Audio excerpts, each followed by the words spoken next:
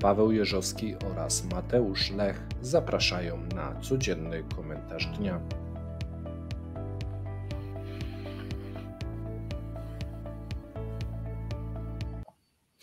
Dzień dobry, z tej strony Paweł Jeżowski i Mateusz Lech, redaktorzy Kremlinka Show, Ekonomia Rosji. Dzisiaj 29 grudnia, co bym nie popełnił pomyłki, bo dosyć dużo programów nagrywamy, a będziemy jeszcze więcej nagrywali, a więc mam nadzieję, że damy radę. Słuchajcie, dzisiaj bardzo ciekawy program i bardzo ciekawy materiał. Zostańcie z nami do końca, ale na sam początek kilka ogłoszeń. Tak jest, to może ja nieco spokojniej, już tak będziemy luzować przy piątku, ale nie luzujemy z informacjami, gdyż już 31 wywiad z Wojciechem Jakubikiem. Zapraszamy serdecznie, myślę, że jeden z fajniejszych odcinków, jakie nagraliśmy, to w Sylwestra rano, w Sylwestra pójdziecie się później bawić, a 1 stycznia, jak się już wyśpicie, druga część raportu o stanie Federacji Rosyjskiej, więc ten okres sylwestrowo-noworoczny postaraliśmy się Wam zapewnić bardzo ciekawy content, mam nadzieję, że to docenicie. Dodatkowo informacja, jako że ja montuję wszystkie filmy, robię miniaturki i tak dalej, robię to na laptopie prywatnym, który ma ograniczone możliwości. Rozpoczęliśmy zbiórkę na Patronite na komputer stacjonarny, taką bazę do montażu i edycji filmów wideo. Mamy budżet, nie przejmujcie się, kupimy go i tak, natomiast jeżeli ktoś chce się dorzucić, to można dorzucić, to wtedy kupimy lepszy. Będzie jeszcze przyjemniej. Tak, słuchajcie, no będą nowe formaty, jeżeli chodzi o styczeń, luty. Zobaczymy, bo w tym momencie tak naprawdę jesteśmy troszeczkę przypchani. Jeżeli chodzi o nowe pomysły, nowe możliwości, mamy umówione dosyć dużą ilość osób. I dosyć dużą ilość pomysłów i w styczniu, w lutym mam nadzieję, że to wszystko odpalimy, natomiast no potrzebujemy jednak komputera do tego, a więc to duża prośba, to by nam dużo ułatwiło i tak go kupimy prawdopodobnie, bo musimy, tak, no nie mamy jak gdyby wyboru, ale jeżeli chcecie brać w tym udział, chcecie nam pomóc, będziemy bardzo wdzięczni. A przechodzimy do tematu dnia, czyli do informacji, co to Rosjanie znowu wymyślili. A wymyślili to, że skoro leki te zachodnie są bardzo fajne, ale są niedostępne albo są bardzo drogie, to przecież można wziąć taki lek i nie pytać nikogo o zgodę i sobie te patenty złamać i wyprodukować własny odpowiednik. Gabinet Ministrów zezwolił 2 firmom farmaceutycznym w Rosji na, chyba można powiedzieć, podrobienie, skopiowanie, piractwo bardzo popularnego leku na świecie na otyłość i cukrzycę, właściwie na cukrzycę, który działa też na zwalczanie otyłości. Lek jest ogólnie bardzo popularny na całym świecie. My nie wymieniamy nazwy, żeby tutaj YouTube też nas nie zbanował i żeby też nie reklamować tego leku, bo ma pewne skutki uboczne, o czym ludzie zapominają. To jest jednak lek. Każdy, pamiętajcie, lek ma skutki uboczne i jego reklama no niesie jakieś zawsze ryzyko, że po prostu ktoś może mieć problemy, a więc my tego nie chcemy robić, natomiast no chcemy skoncentrować się na tym, co Rosjanie chcą zrobić, bo Rosjanie chcą zrobić coś, co chyba do tej pory było spotykane no, w krajach jednak trzeciego świata, albo nawet gorzej, no bo chcą robić podróbki bez pozwolenia, bez patentów leków farmaceutycznych, bardzo ważnych, bardzo poważnych, nie licząc się z konsekwencjami, a konsekwencje będą poważne w naszej ocenie. Bo zastanówcie się, ktoś przeznacza setki milionów dolarów czy miliardy dolarów na opracowanie jakiegoś leku, patentuje to globalnie na świecie, on jest głównym producentem, dystrybutorem, może oczywiście odsprzedać jakąś licencję, a tu Rosjanie mówią, my sobie weźmiemy gotowca. Jak myślicie, co się wydarzy i jak zareagują firmy, które no, na tym zarabiają i zarabiają niemałe pieniądze? Jak zareagują na takie działania rosyjskie? Będą na tych rynkach wciąż obecni, będą wysyłali swoje drogie leki, czy rozpoczną potężne batalie sądowe lub będą wycofywać się z tych rynków? I tu dzisiaj mamy akurat taką ciekawą okazję, gdyż Pawła przeszłość jest dosyć bogata i troszeczkę widział, jak wygląda ten świat troszeczkę od wewnątrz i jesteś nam w stanie to streścić dzisiaj. Tak, akurat ja przypadkiem z rynkiem farmaceutycznym miałem do czynienia od strony tej technologicznej. Kiedyś o tym może szerzej opowiem. Natomiast na potrzeby dzisiejszego programu byłem dyrektorem operacyjnym, powiedzmy, średniej firmy polskiej czy europejskiej. IT, robiliśmy walidację leków, zajmowaliśmy się tymi tematami, pozdrowienie dla kolegów, którzy cały czas działają i wiedzą, o którą firmę chodzi. I mniej więcej miałem do czynienia, znam ten świat, który takich rzeczy, które w tym momencie Rosjanie robią, chyba nie przebaczy, albo inaczej, może przebaczy za wysokie jakieś zyski w przyszłości, bo wiadomo, że jednak chciwość popycha wszystkie firmy do różnego typu zachowań, ale na ten moment wygląda to tak, że Rosjanie chcą wprowadzić piracką wersję leku na rynek swój i być może nawet na rynek europejski, bo możemy sobie wyobrazić, że ten lek może być dostępny również na rynku europejskim i może się nie skończyć tylko na jednym leku, a prawdopodobnie się nie skończy, bo Rosjanie będą chcieli bez patentu, bez pozwolenia, bez odpowiednio, tam musi jeżeli chodzi o analogii, odpowiedni czas upłynąć, żeby móc produkować. To są nowe leki.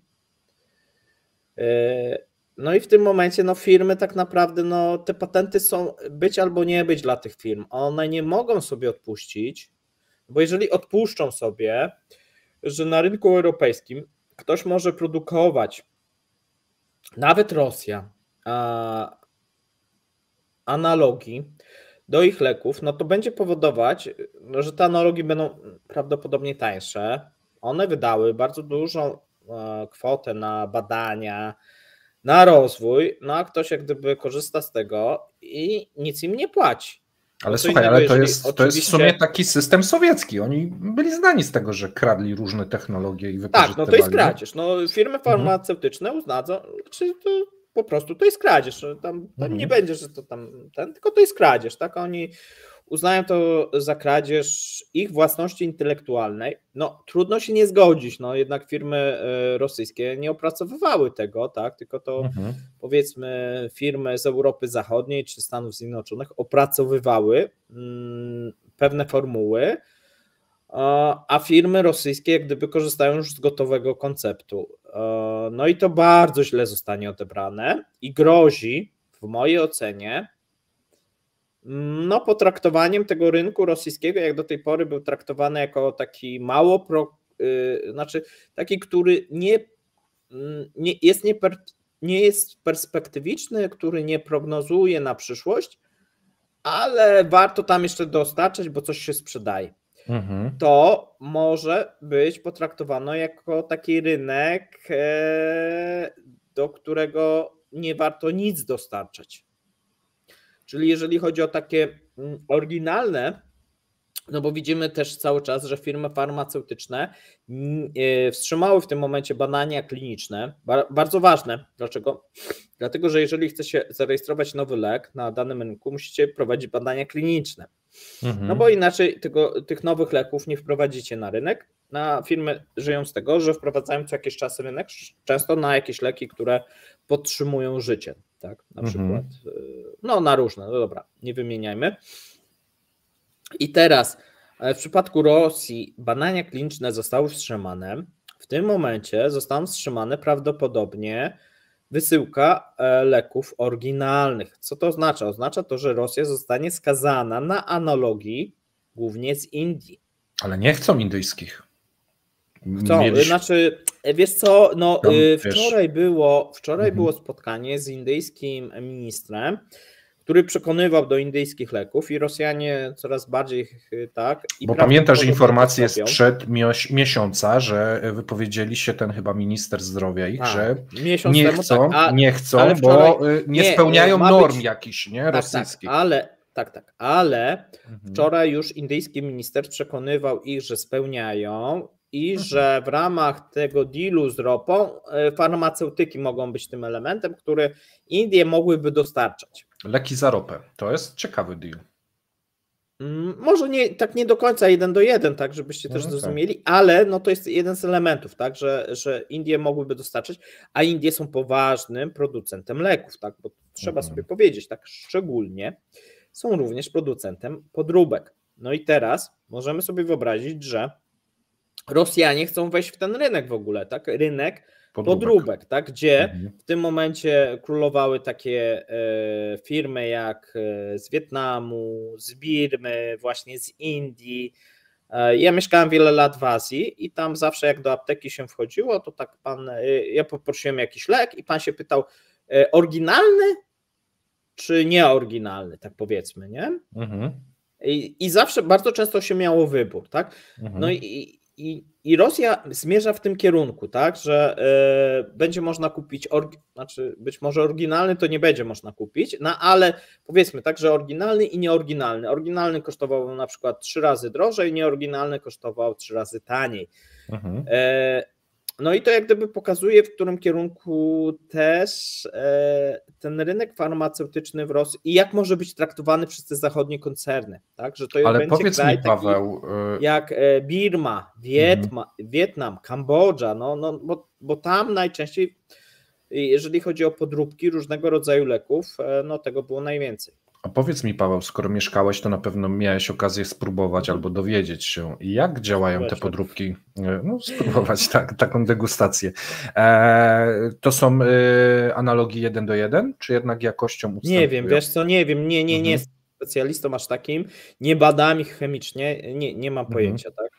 Bo oni reklamują się, że to jest 1:1 i to może być, wiesz, różnie w różnych przypadkach, tak? No mogą być lepsze podróbki, gorsze podróbki. Może być tak, że wiesz, że no pan w aptece zawsze, że to jest to samo.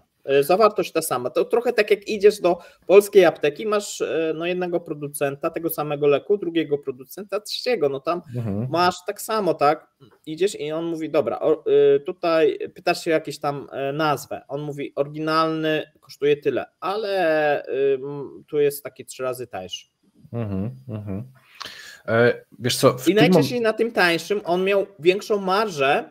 To było ciekawe, że zawsze opłacało mu się ten tańszy, no bo pewnie to było 4-krotnie czy ileś tam tańsze, a on jeszcze dorzucał swoją marżę.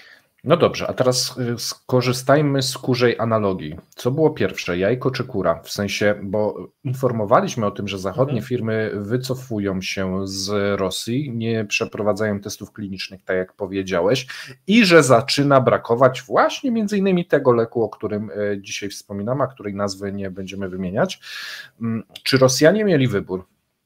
No bo w sumie wydaje się, że nie mieli wyboru. Jeżeli nie ma tego leku, ludzie są w Rosji chorzy na cukrzycę, nie mają dostępności. No, nie, myślę, że też przesadzamy, tak? To nie jest taki lek, który ratuje życie, tak? No to jest taki lek. Nie, no ale chodzi mi, wiesz, co było pierwsze? No zachodnie firmy powiedziały, no, że powoli się będą wycofywały, nie będą wprowadzały, nie będą robiły testów klinicznych.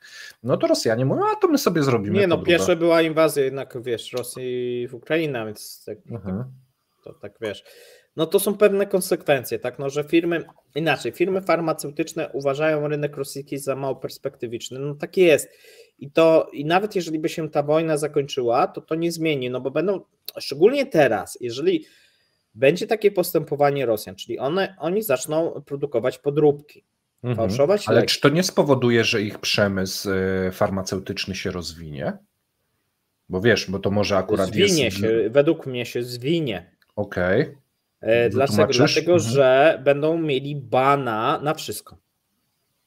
Czyli też maszyny do testowania, rozumiem, bo to pewnie są jakieś powiązane spółki, jakieś laboratoria, odczynniki i tak dalej. Nawet łącznie, że masz tam blizkarkę, tak, mogą nie dostać, tak.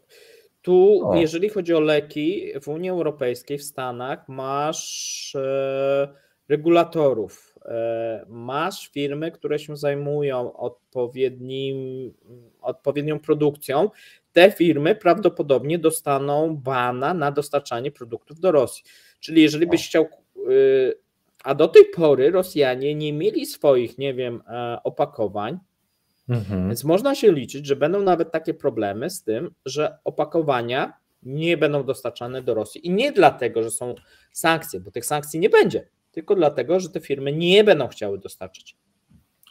To widzisz, bo dla laika, takiego jak ja, jeżeli chodzi o ten przemysł, no to mówię, no to zrobią sobie te, zamienniki, się rozwijać. One pewnie kupią, przepłacając i tam sprowadzając gdzieś na przykład, nie wiem, przez Turcję, tak, bo jakaś firma, zarejestrują sobie w Turcji, ta firma turecka zamówi, nie, i potem wyślą to z powrotem do Rosji, nie?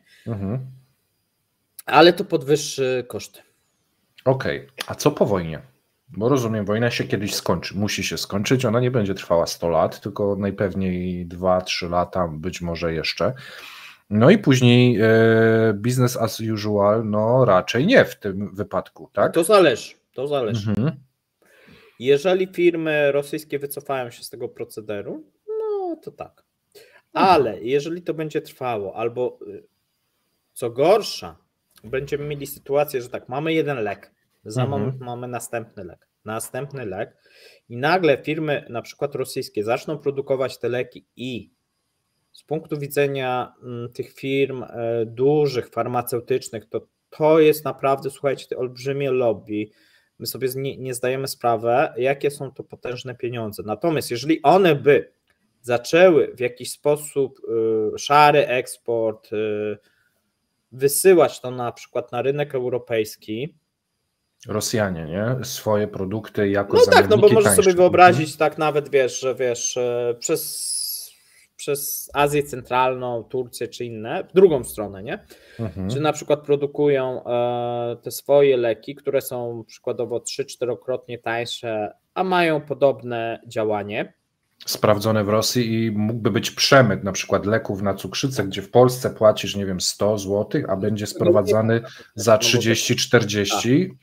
Tak, płacisz przykładowo, nie wiem, 300 zł, a tu byś miał za 50 zł, nie? No dobra, nawet z tym przemytem za 100 zł, nie? No ale masz taniej, nie?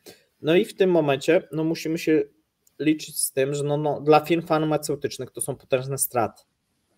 Czyli wiesz, no ten przemysł i Rosja byłyby tym numerem 1 do zwalczania, tak? A więc to wszystko zależy. Wszystko zależy, jak się to rozwinie. Czy to będzie jeszcze, wiesz, w obrębie Rosji i nie będzie wysyłane gdzieś na zewnątrz, no to wtedy firmy farmaceutyczne stwierdzą, no dobra, Rosja jakiś taki dziki kraj, tam nie inwestujmy, nic nie róbmy, nie wysyłajmy, ale tam, no bo skoro oni tylko dla siebie, dobra, nie? Ale jeżeli to by wpływało na biznes w Europie, no, gdzie no, są jednak duże, wiesz, zyski, a już nie daj Boże w Stanach Zjednoczonych, bo też sobie mogę wyobrazić, wiesz, że ten przemyt też mógłby iść do Stanów Zjednoczonych, nie? No to wtedy to by była, wiesz, olbrzymia walka. A pamiętajmy, wojna farmaceutyczna. Tak, że lobby farmaceutyczne, no jeżeli patrzymy na lobby farmaceutyczne, to chyba w stosunku do lobby naftowego, no to na pewno większy. A powiedz mi, jak to w tym momencie, no bo mówisz, że Rosjanie, ale też powiedziałeś, że Indie też tak robią, podejrzewam, że Chiny też tak robią. No to co, Rosja by dołączyła po prostu do kolejnych krajów, które próbują się wyłamać z tego lobby farmaceutycznego, nie? Tak, no i to wiesz, no firmy, no, które żyją z patentów, no nie mogą sobie pozwolić i będą walczyć z tym, tak? Tylko, że Chiny i Indie to jednak mają rynek wewnętrzny znacznie większy, nie?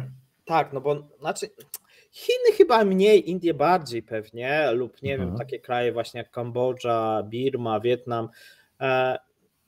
Bo jeżeli pozwolisz na to, żeby wyłamywać się coraz bardziej, no to wtedy ten patent traci w ogóle sens, tak? W ogóle te badania tracą sens, no bo każdy tak naprawdę każdego może skopiować. Liczą się tylko koszty produkcji, nie liczą się koszty badań. No wiesz, to bardzo dużo zmienia. Czy to nie byłoby dobre dla klientów, pacjentów wtedy? Wiesz, może to by było dobre, tak? No bo te leki byłyby tańsze, tak? No nie mielibyśmy tak holendarnych leków, tak? Ale jest tak jak jest. No, firmy farmaceutyczne żyją z tego, że wiesz, z tych patentów, z tego, że można powiedzieć, no dzięki temu, że są patenty, no te ceny są po prostu wysokie, tak? Często za leki. Okej. Chyba mamy temat omówiony. Krótko, ale chyba treściwie. Dziękuję. Dziękujemy. Do usłyszenia. Do usłyszenia. Trzymajcie się. Cześć. Cześć.